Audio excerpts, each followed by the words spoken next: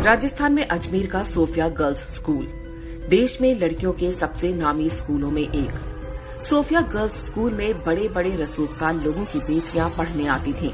राजस्थान के कई आईएएस और आईपीएस अधिकारियों की बेटियां भी यहीं पर पढ़ती थीं। शहर में रहने वाले एक लड़के ने स्कूल की 9वीं क्लास की एक छात्रा से दोस्ती कर ली। छुट्टी के बाद वो छात्रा लड़के के साथ घूमने फिरने जाने लगी। लड़के ने छात्रा की अश्लील फोटो खींच ली। इसके बाद जो कुछ हुआ वो देश में अपराध के इतिहास में एक काले अध्याय की तरह दर्ज है, लेकिन आज भी भारत में इसके बारे में बहुत कम लोगों को पता है। ये घटना है वर्ष 1992 की और इसे अजमेर सेक्स स्कैंडल के नाम से जाना जाता है। सोफिया कॉलेज की 9वीं क्लास की छात्रा से दोस्ती करने वाले युवक का नाम था फारूक चिश्ती। उसका परिवार अजमेर के ख्वाजा मोइनुद्दीन चिश्ती की दरगाह पर खादिम का काम करता था। फारूक चिश्ती अजमेर युवा कांग्रेस का अध्यक्ष भी था। छात्रा को प्रेम जाल में फंसाने के बाद फारूक चिश्ती ने उसकी अश्लील तस्वीरें लेनी और फिर ब्लैकमेल करना शुरू कर दिया। पहले छात्रा का यौन शोषण होता रहा, फिर उससे कॉलेज की दूसरी सहेलियों को लाने को कहा गया। एक के बाद एक लड़कियां इस जाल में फंसती गईं और इज्जत बचाने के लिए वो अपने साथ दूसरी लड़कियों को भी लाती गईं। कुछ से तो उनकी भाभी और बहनों को लाने को भी कहा गया था। पहले एक लड़की, फिर दूसरी और फिर तीसरी।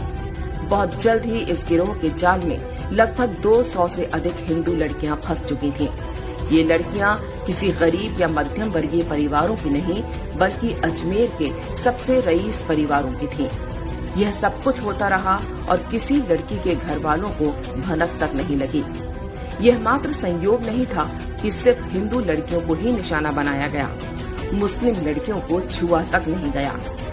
जिन लड़कियों से बलात्कार हुआ उनमें से अधिकांश 10वीं और 12वीं क्लास में पढ़ती थीं।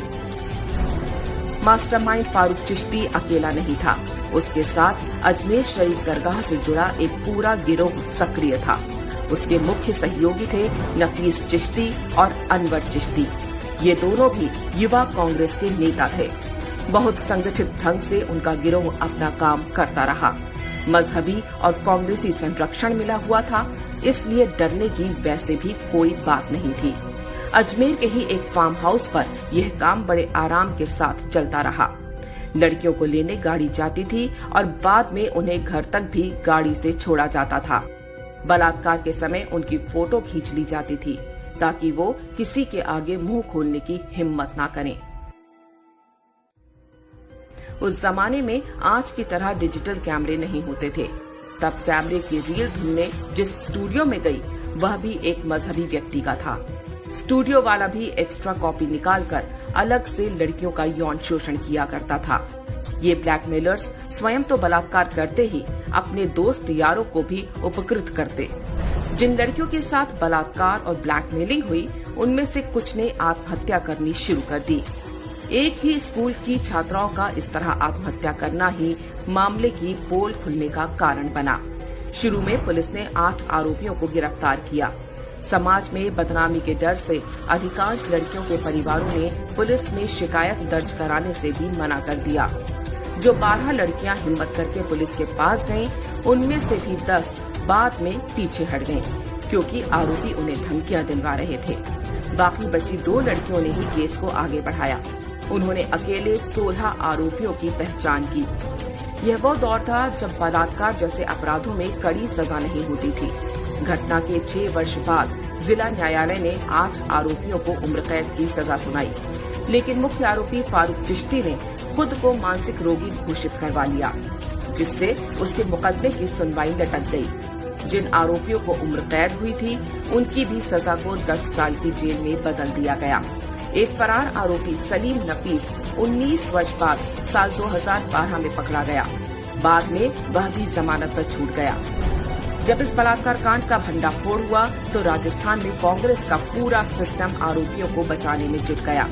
जो भी सामने आता उसे डरा धमका कर चुप करा दिया जाता। कहा गया कि आरोपियों पर कार्रवाई हुई तो सांप्रदायिक माहौल खराब हो जाएगा।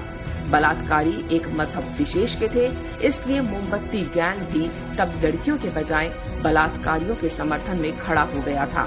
सबका प्रयास यही था कि देश के लोगों को अजमेर की ख्वाजा मोइनुद्दीन चिश्ती की दरगाह की आड़ में हुए इस घिनौने और बर्बर कांड की कानों कान खबर न लगने पाए। उन्हें चिंता थी कि इससे दरगाह पर आने वाले हिंदुओं की संख्या कम हो सकती है। वास्तव में अजमेर गैंगरेप कांड की शुरुआत लव जिहाद से हुई थी।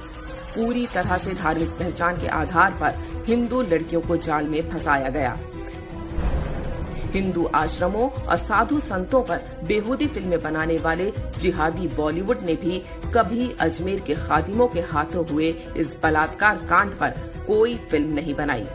अजमेर में मत्था टेकने के लिए जाने वाले हिंदू ना तो दरगाह के इतिहास के बारे में जानते हैं और ना यहाँ के खादिमों के हाथों हुए देश के सबसे बड़े बलात्कार कांड के बारे में।